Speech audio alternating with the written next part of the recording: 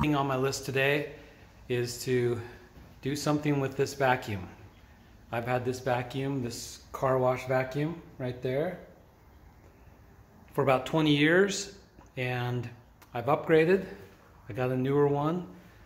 So just like everyone else, I wait till it's time to sell it to fix all the problems. My wife and kids have been complaining for years that it just doesn't suck as hard as it used to.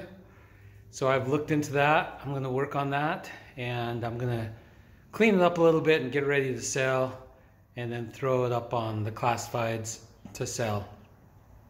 So let's dig into it.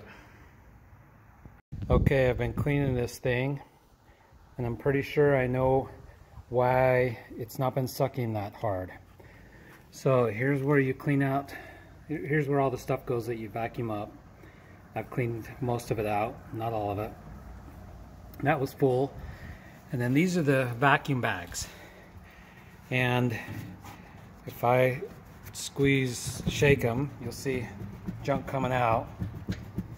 No lie, I have pulled at least 10 pounds of junk out of here. This bag, if you feel down in here, you can't feel it, but the sides are like hard because there's so much junk. I don't know if we used the vacuum when it was wet and it stuck to the sides or what, but I'm going to clean these out and continue cleaning them out.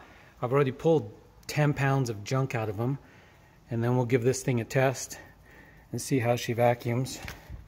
Probably vacuum pretty good, and then we'll test it on the garage floor because there's all kinds of leaves that are blowing in, as you can see.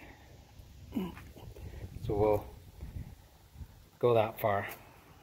Okay, we continue to clean it up. Simple green.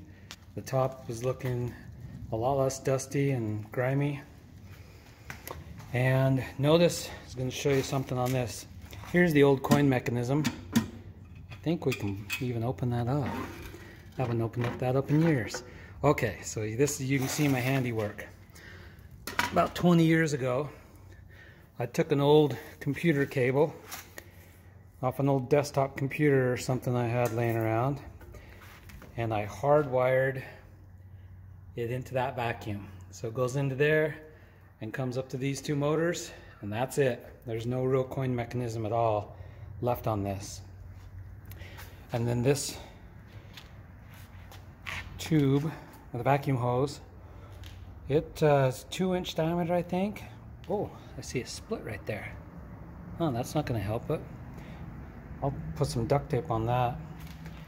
But this thing is kind of got its own memory, hard to wind up.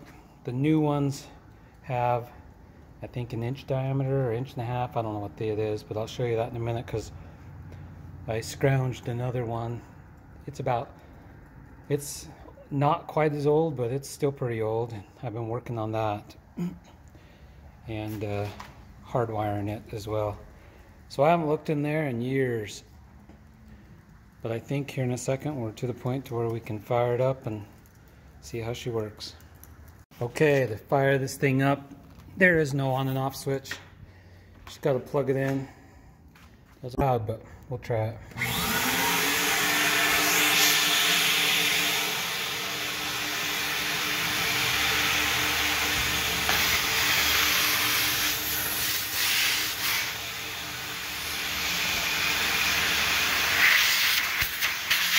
Oh yeah, that's sucking pretty hard now.